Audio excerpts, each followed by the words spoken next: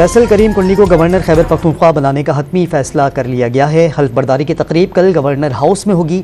नामजद गवर्नर फैसल करीम कुंडी ने सदर मुमलिकत आसिफ अली जरदारी, चेयरमैन बिलावल भुट्टो जरदारी और फरियाल टालपुर से मुलाकातें भी की हैं।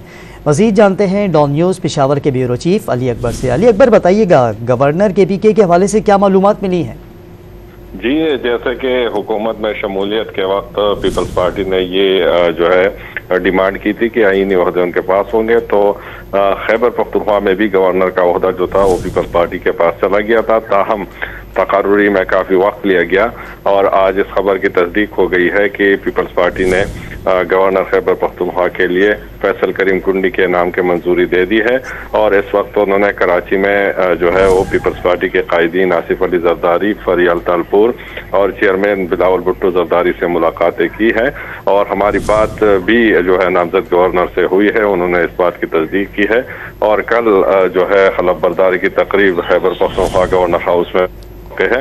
नामजद गवर्नर का यह कहना था कि उनकी तरजीहात में खैबर पख्तूनख्वा में अमन व अमान का क़याम और वफाक और सूबों के दरमियान जो हलीज है, खासकर खैबर पख्तूनख्वा और वफाक के दरमियान, तो उसको कम करने की कोशिश करेंगे।